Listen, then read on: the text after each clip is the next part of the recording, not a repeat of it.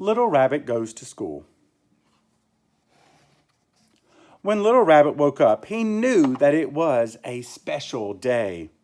Today was his first day of school.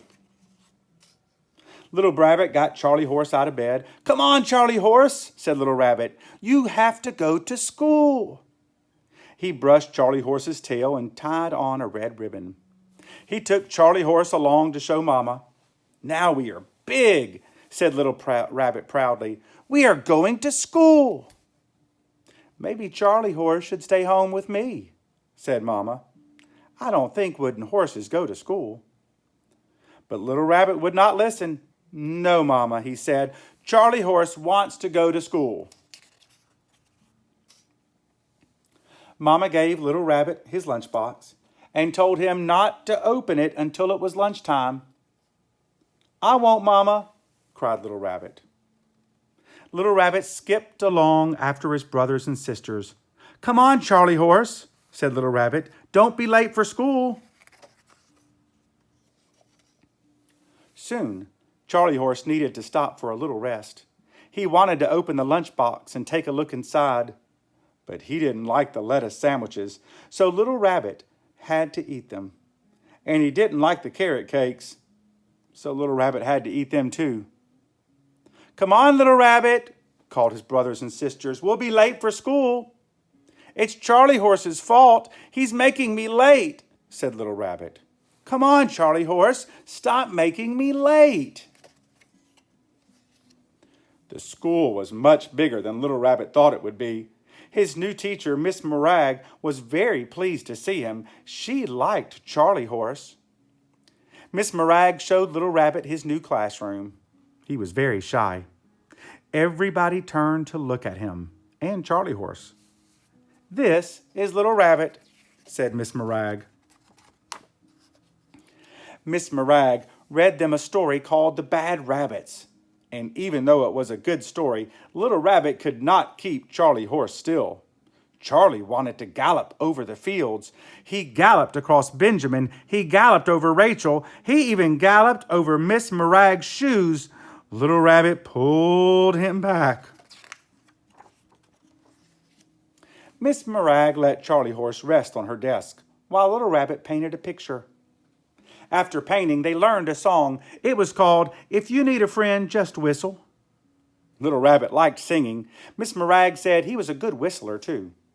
But she didn't like it when Charlie Horse jumped off the table and danced. She made Charlie Horse sit in the corner for the rest of the song. Next, they made little cakes. But Charlie Horse was naughty and jumped into the cake batter. Miss Morag did not like Charlie Horse in the cake batter. She had to give him a bath. Then it was time for recess. The rabbits played games. They scampered and hopped in the meadow. They dug holes and they chased each other through the long grass. But Little Rabbit played alone with Charlie Horse. He did not share him with Benjamin. He did not let Rachel play with him either.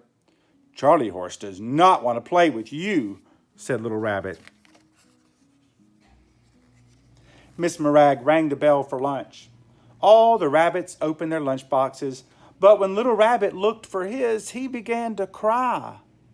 "What's the matter, Little Rabbit?" asked Miss Morag. "Somebody's eaten my lunch," cried Little Rabbit. "Now I have none." "You can have some of mine," said Benjamin. "Don't cry, Little Rabbit. You can have some of mine too," said Rachel. Little Rabbit shared lunch with his new friends. When they finished, he let them play with Charlie Horse. "Charlie Horse likes you best," said Little Rabbit. After lunch, Miss Morag took some of the little rabbits on a nature walk. Charlie Horse came along too. "Don't you want to leave Charlie Horse behind?" said his teacher. "No, Miss Morag," said Little Rabbit. "Charlie Horse likes nature walks too." On the way, Charlie Horse found a beautiful flower. Miss Morag would like that flower, thought Little Rabbit. So he let go of Benjamin's hand and followed Charlie Horse instead. "Look what we found, Miss Morag," said Little Rabbit. But when he looked around, nobody was there. Where is everybody? Cried Little Rabbit. Even with Charlie Horse, he felt all alone. Little Rabbit dragged Charlie Horse along a path in the woods. He lost his shoe. His coat got caught on a prickle bush. This is all your fault, Charlie Horse, said Little Rabbit.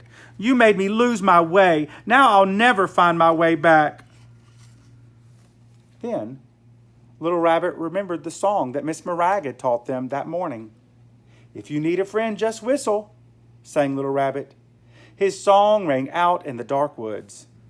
Just as he began to whistle, he heard Miss Morag calling him. Little Rabbit ran. Miss Morag picked him up and they all went back to school. When they got back to school, Mama and Papa were already waiting for him, ready to go home. And on the way, Little Rabbit told them all about school, and best of all, his new friends. I can't wait to go to school again, said Little Rabbit, but tomorrow, Charlie Horse can stay home with you, said Mama. He's too naughty for school. What a good idea, said Mama.